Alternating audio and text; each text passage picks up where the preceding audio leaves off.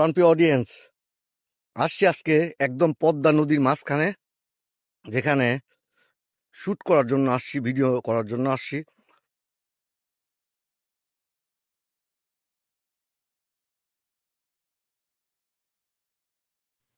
আর এটা তো তুহিন ভাই, আপনারা সবাই চেনেন।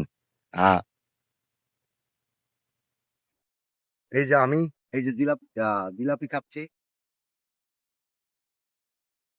শুট হচ্ছে, নতুন নতুন ভিডিও অবশ্যই পেজে পাবেন। চেষ্টা করে যাচ্ছি আমার সাধ্য মতো। আপনারা পাশে থাকলে ইনশাল্লাহ অনেক দূর এগিয়ে যাবো।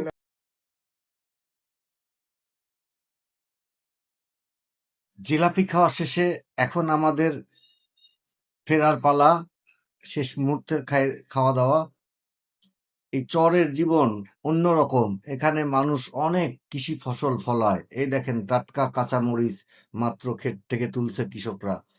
এবং এখানে কলা, অনেক লাউ, মিষ্টি কুমড়া, অনেক ফসলাদি চাষ হয় এই চরের মিডিল পয়েন্টে। বন্যার সময় তো এখানে ডুবে থাকে। দেখেন, মিডিল পয়েন্টেও দুই পাশে বাঁধ দিয়ে মাঝখানে চলাচলের ব্যবস্থা করেছে।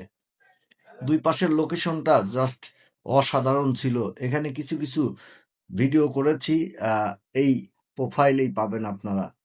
ফেরার সময় এই রাস্তাটা পুরা ধুলাযুক্ত এবং দুই পাশে দেখবেন মহিষের চরণ। এখানে অনেক মহিষ পালন করেন এবং এই মহিষ কুরবানির ঈদের সময় এরা বিক্রি করেন। চাষ আশপাশের চারিদিকে শুধু ধুলা আর ধুলা, মানে পুরো ধুলা দিয়ে আমরা মেখে গেছে আমাদের পুরা গা। তবুও চেষ্টা করেছি যে এই চরের জীবন একটু হলেও তুলে ধরার জন্য।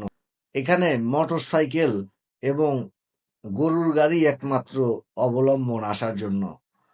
দেখেছি যে আশপাশে কিছু বাড়িঘর হয়েছে, প্রতিটা বাড়িতেই গবাদি পশু আছে।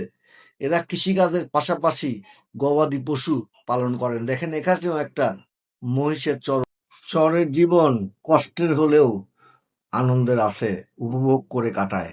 আজকের ভিডিওটা আপনাদের জন্য উপহার দিলাম।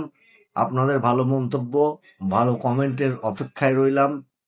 নেক্সট ভিডিও পেতে আপনাদের ভালো কমেন্ট আমাকে অনেক অনুপ্রাণিত করে। ভিউ নাই, তবুও চেষ্টা করে যাচ্ছি প্রতিনিয়ত নতুন কিছু দেওয়ার জন্য। ভালো থাকবেন সবাই, আল্লাহ হাফেজ।